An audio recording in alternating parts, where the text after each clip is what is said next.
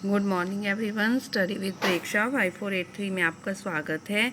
अब आज हम करेंगे अभ्यास के प्रश्न 111 नंबर पेज के जैव प्रक्रम पाठ में से। देखिए, स्वयंपोषी पोषण और विषमपोषी पोषण में क्या अंतर है। देखिए, स्वयंपोषी पोषण वह पोषण जो जीव जो है वो हरे पौधे, स्वपोषी सब मैंने स्वयं, पोषी मैंने पोषण, जो अपना भोजन स्वयं बनाते हैं, अकार्बनिक पदार्थों से अपना भोजन स्वयं संश्लेषित करते हैं, उसे हम स्वपोषी कहते हैं। सब मैंने स्वयं, पोषी मैंने पोषण, जो अपना भोजन स्वयं बनाते हैं, जैसे कि हरे पौधे। विषमपोषी वह पोषण जिसमें जीव प्रत्यक्ष या अप्रत्यक्ष रूप से अपने भोजन के लिए हरे पौधों पर निर्भर करता है, अन्य जीवों पर या पौधों पर निर्भर करता है, उसे हम विषमपोषी पोषण कहते हैं। ये एक इम्पॉर्टेंट प्रश्न है। देखिए, स्वपोषी जिसमें अपना भोजन स्वयं बनाते हैं, हरे पौधे। ठीक है। विषमपोषी जिसमें वह कोई भी जीव है अपने भोजन के लिए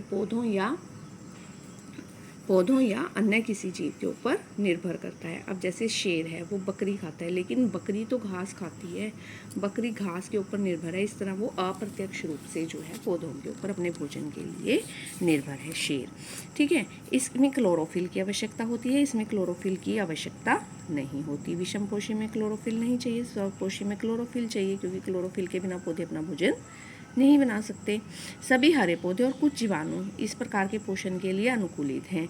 सभी जंतु, कवक, कृमि और प्रोटोजोआ इस पोषण के लिए अनुकूलित है, मतलब इस पोषण पर निर्भर करते हैं। ये सभी स्वपोषी हैं। हरे पौधे और जीवाणु जो है स्वपोषी है। देखिए, ये वाला क्वेश्चन जो है आपका सेट ABCD सब में आया हुआ है 22 में, तो एक बहुत इंपॉर्टेंट प्रश्न है और आपको ये ज़रूर याद करना है। अब अगला प्रश्न है प्रकाश संश्लेषण। प्रकाश संश्लेषण जिस विधि से पौधे अपना भोजन बनाते हैं उसे हम प्रकाश संश्लेषण कहते हैं।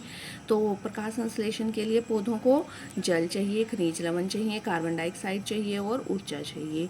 ये खनिज लवण और जल कहाँ से मिलेंगे? मिट्टी से। जल और खनिज लवण मिट्टी से पौधा लेता है, वायु से कार्बन डाइऑक्साइड और ऊर्जा जो है वो सूर्य की ऊर्जा से लेता है। सूर्य से विकिरण के रूप में ऊर्जा ग्रहण करते हैं।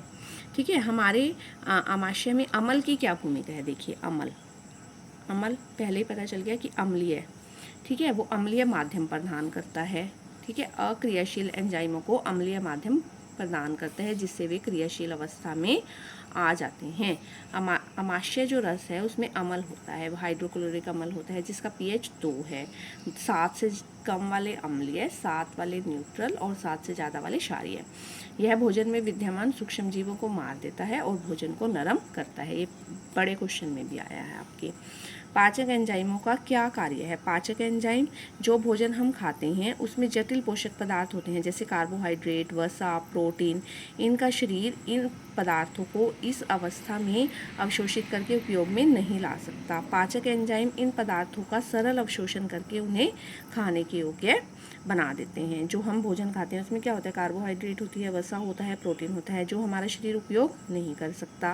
पहले इनको तोड़ना पड़ेगा। पाचक एंजाइम जो है उसे तोड़ देते हैं छोटे छोटे भागों में और वो अवशोषण के योग्य हो जाता है। जैसे प्रोटीन को एमिनो अम्ल में, कार्बोहाइड्रेट को ग्लूकोज में, वसा को वसीय अम्ल और ग्लिसरॉल में।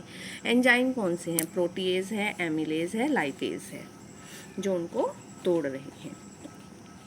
बचे हुए भोजन का अवशोषण करने के लिए क्षुद्रांत कैसे अभिकल्पित किया गया है? मतलब क्षुद्रांत को कैसे तैयार किया गया है कि वो भोजन का अवशोषण कर सके। ये आपने पहले भी पढ़ा था, 7th क्लास में भी है ये क्वेश्चन, कि जो क्षुद्रांत है उसके भोजन, पाचित भोजन के अवशोषण का मुख्य स्थान है, वहीं पर भोजन का अवशोषण होता है। उसकी आंतरिक भित्ति पर जो है उंगलियों के समान संरचनाएं पाई जाती हैं, जिन्हें हम दीर्घरोम कहते हैं। उंगलियों जैसी संरचनाएं होती हैं क्षुद्रांत पर।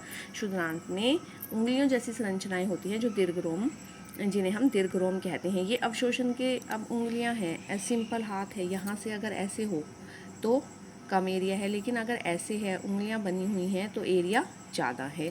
ठीक है। ये क्षेत्रफल बढ़ा देती हैं, सही क्षेत्रफल बढ़ा देती हैं। दीर्घरोम में रुधिर वाहिकाओं की बहुतीयता होती है। रुधिर वाहिकाएँ होती हैं जो भोजन को अवशोषित कर लेती हैं और शरीर के प्रत्येक भाग में बढ़ाती हैं। अब आपको पता चल गया होगा कि दीर्घरोम की आंतरिक भित्ति पर उंगलियों जैसी संरचनाएं होती हैं, जिन्हें हम दीर्घरोम कहते हैं क्षुद्रांत की आंतरिक भित्ति पर, और वो जो है क्षेत्रफल बढ़ा देती हैं, इसीलिए पाचन अवशोषण में जो है वो सहायता करती हैं। अगर आपको वीडियो पसंद आई तो आप चैनल को सब्सक्राइब कीजिए। Thank you for watching.